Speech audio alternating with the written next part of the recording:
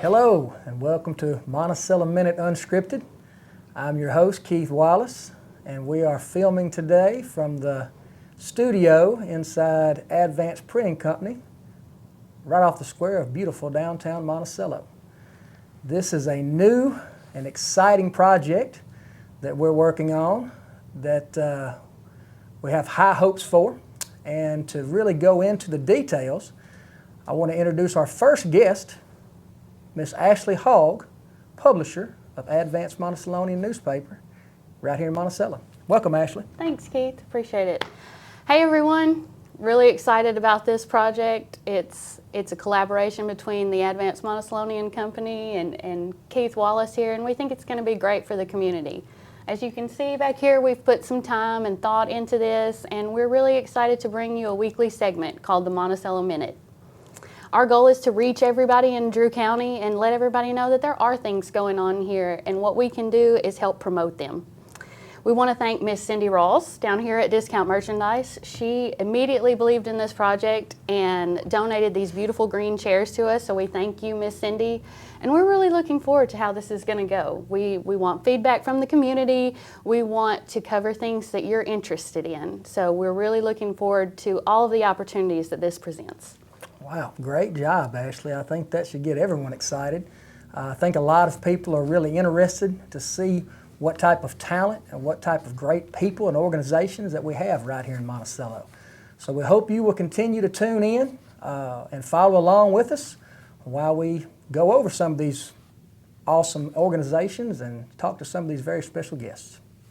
Can't wait to see what's up. Thanks, guys. Welcome back. I'm proud to say that I've got my next guest, Miss Kathy Lyon.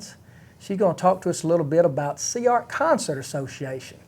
Kathy, welcome to the show. Thank you. It's my delight to be here this morning. Well, we're glad to have you. We're all excited about this spring production that's coming up for CR Concert Association.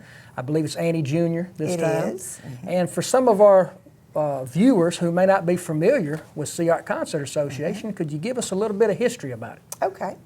Well, CR Concert Association, of course, does more than just musicals, but I think their main focus and mission and objective is to just add a sense of awareness of the arts. And they do so much to accomplish that. They have the SMARTS program that goes into the schools, and I really don't even know what all those presentations are, but it covers several grade levels, you know, and it's just such an enriching program. Wow. And of course, you may not be aware, but CR Concert represents 7 counties in southeast Arkansas. And so that it's not just a local or a Drew County thing, but it involves all of those 7 counties. So wow. CR Concert goes into those schools in the areas that, you know, might be lacking in their ability to offer cultural experiences that are enriching. You know, well, CR Concert steps in. Wow. And it's fascinating. And that's been going, to my knowledge, at least since the 70s. And the person that was responsible for really kicking off CR Concert and making it a thing was Janice Taylor. You may remember Dr. Taylor and Janice, that Fred Taylor. Yeah, of course. He was chancellor, and she, of course, is his wife. And they moved here, you know, from a more northern part of our state, and just saw the need for a little more enrichment for our students. And that has turned into something really big. Wow. And I will say the current board and officers of CR Concert really do a great job to make sure that it's, you know, meeting their objective. Oh, I know. I've been to a few of the productions, and they're very, very well done. I always recommend. Yeah. Definitely need to go. Yeah. That's a great history of that organization, and I didn't realize that myself. Okay. Now, I do know that all the staff that builds, from building the sets to the cast, yes. is all local people, correct? Yes. We do yes. all this ourselves. Yes. Let me kind of back up just a minute. Okay. More than 10 years ago, Susan Aiken approached me about working with Sea Art Concert and directing the plays, because 4 years prior to that, we had done dinner theater at First United Methodist in their new Family Life Center. And of course, Susan's many of her family members were involved in some of that, but she attended the shows and really liked, and she's very creative and came up with a way that she thought that we could reach more students. Well, anyway, so from there, her gig to me was, you won't have to do all of these things that you're doing with this music theater. If you'll come on board with Sea Art Concert, we'll handle your costumes, we'll handle the set, we'll handle the publicity, we'll handle all of that.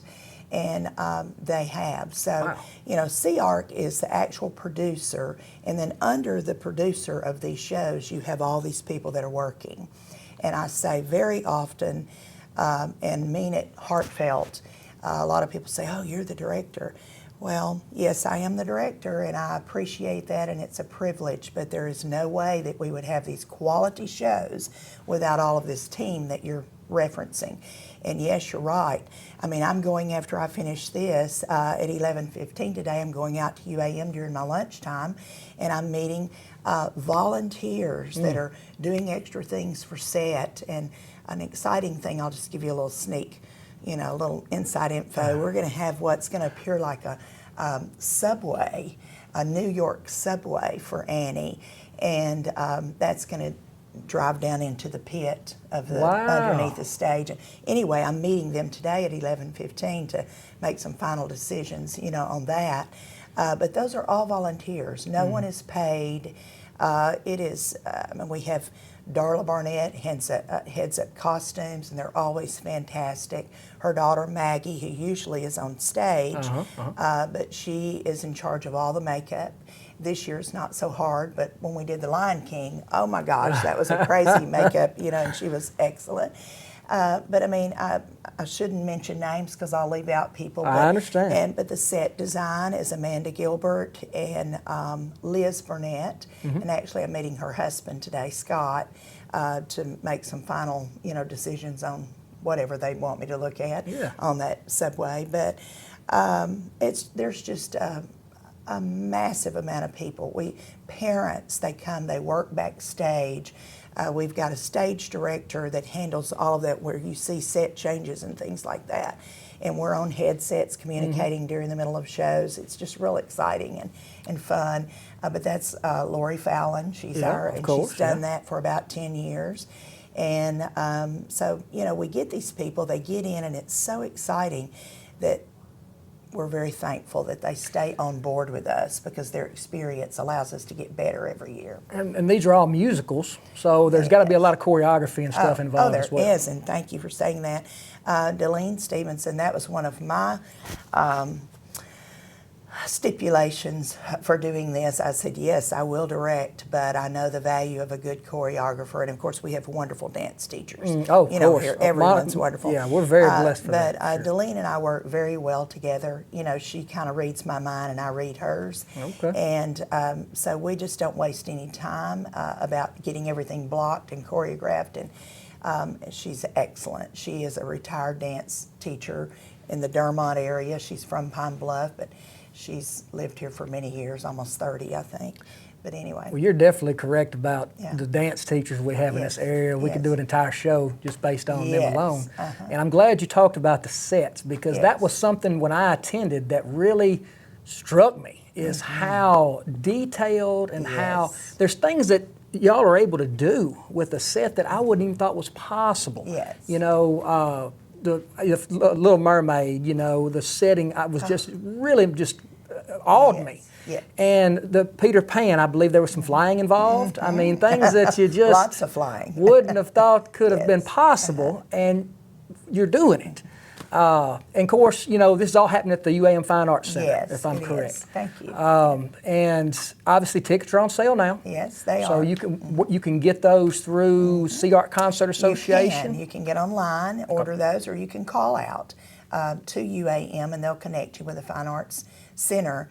But it's much easier to do it online. So just go to seaartconcertassociation.org. I think that's it. But anyway, put in seeartconcert.org and it'll get you there. And if someone just wanted to support the arts and wanted to donate, they could do the same Yes. thing through that same website. Absolutely. Or contact any board member. I'm technically not a board member. Okay. I'm one of their employees. Gotcha. You know, and I say that lightly. But anyway, yes. That would be great. And you talked about all the special effects and things with the set. Little Mermaid. I'm sorry if I'm running over on you. No, not at all. I get Not passionate at all. about this. That's why we wanted you here. We want to okay. hear the passion. Our viewers want to hear that. Well, the Little Mermaid. That was the first year that we did digital sets, like backdrops, and it was an easy flow, and it allowed for, like, with that you needed to have the feel of a beach and the water, the ocean, I agree. And you got that because it was moving waves, because it was all digital. With Peter Pan, we didn't use that. We used the backdrops and more hands-on sets. That's the first year that Liz and Amanda came on board with us. They did a fantastic job. And you may have, if you did see Peter Pan, we had the underground on the floor. It was just amazing. Oh, it's simply amazing. Yes.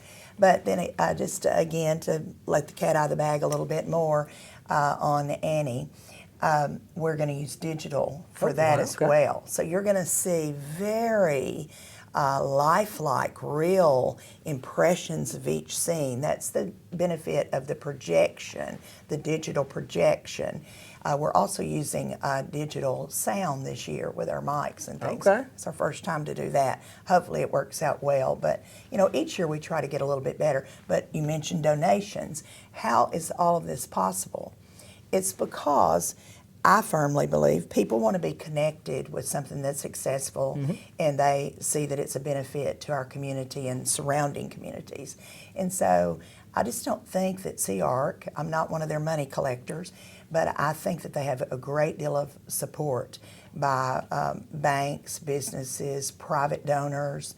I mean, it's just like when we decided we were going to use this projected digital backdrop again this year, because it needed to be based on the show. That's awesome.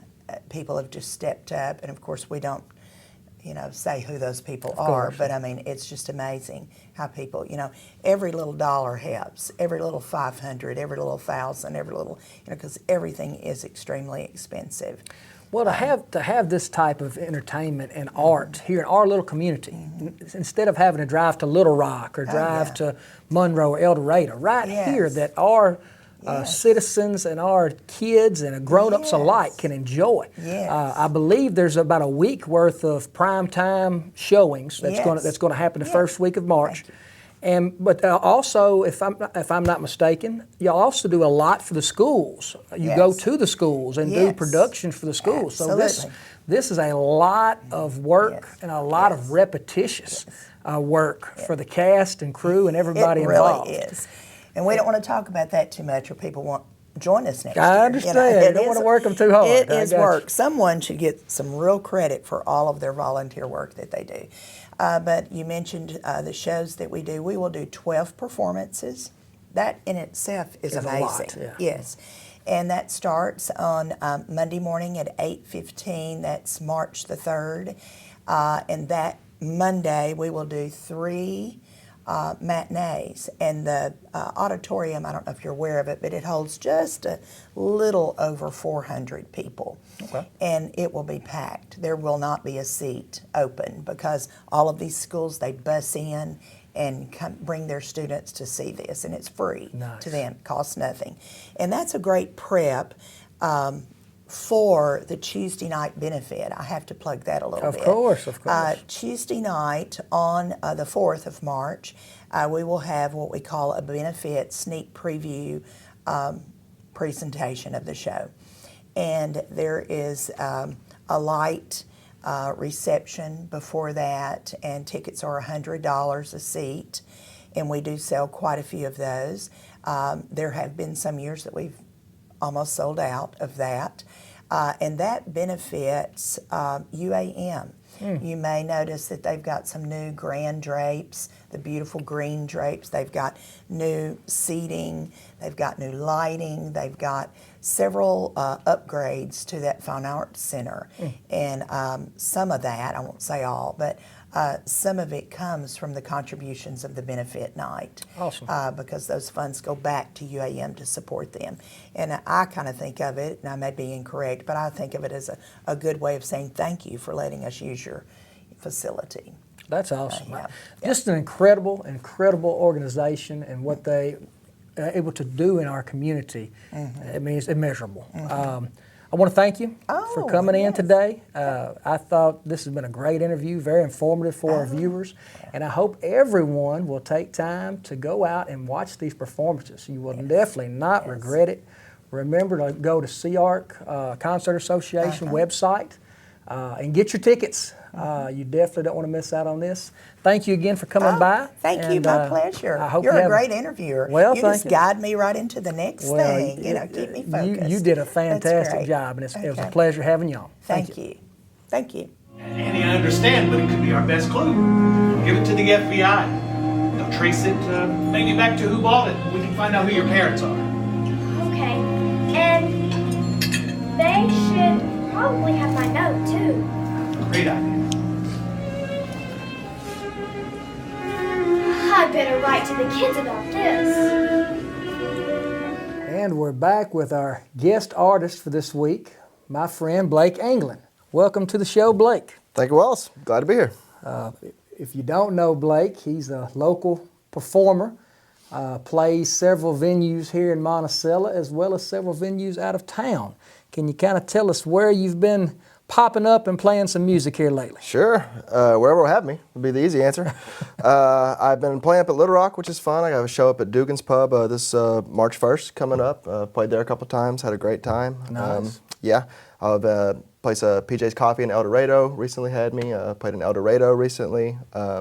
Dumas, a place called Rousey's there, awesome little venue. I've heard of it. Yeah, had me play out, super fun. I play at La Terraza here generally once a month and making my rounds. A lot of times the La Terraza show, I believe, is a Thursday night show. Thursday nights, yeah. Starts usually around the first 7:30, something yes, sir. like Usually that. the first So Thursday of the month. And if you're looking to step out and hear some great live music here in Monticello, Blake's a good act to look up.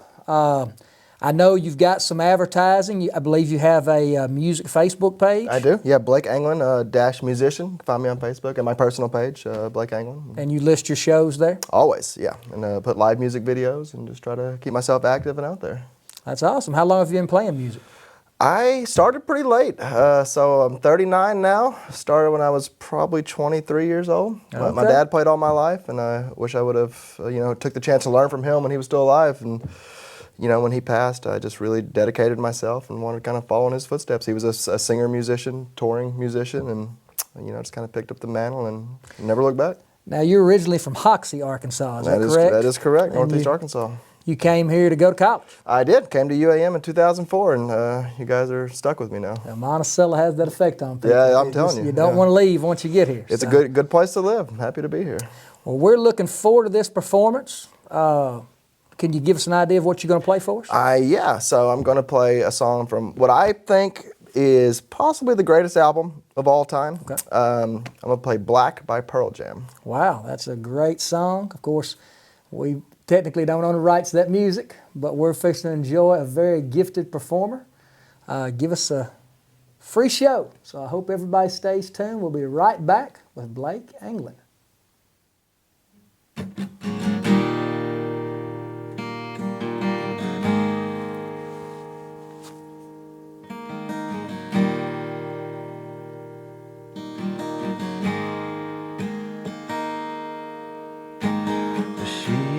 Of empty canvas, untouched sheets of clay,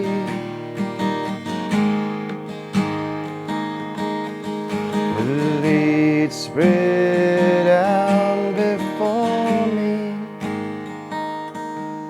Yes, her body was still.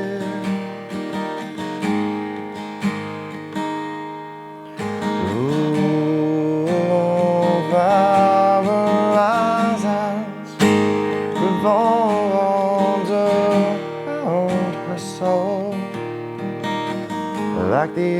to the song, and now the air I tasted and breathed, yes, taking a turn. Oh, and all I saw her was everything.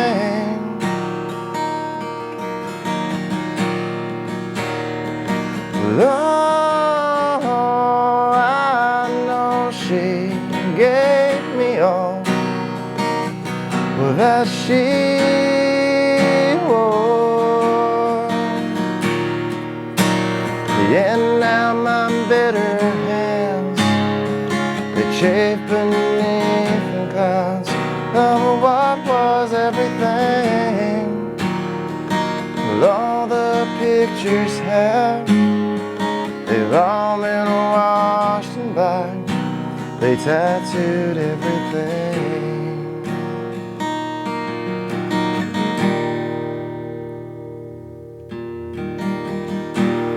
I take a walk outside, I'm surrounded by some kids that play, and I can feel their laughter. So what do I see? Oh, and twisted thoughts that spin around my head. Well, I'm spinning how quick the sun can. He jumps away,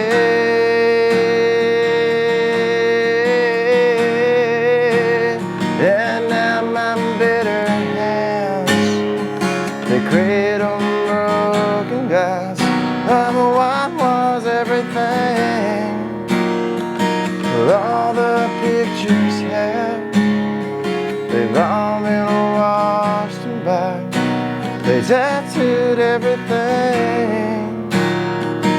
All the long gone back, it tears my world back. It tattoos all I have, all that I am, all that I'll be.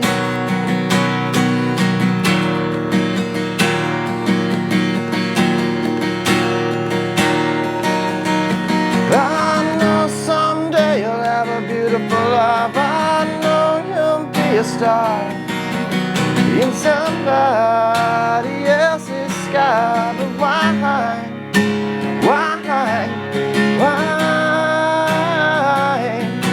can't it be mine?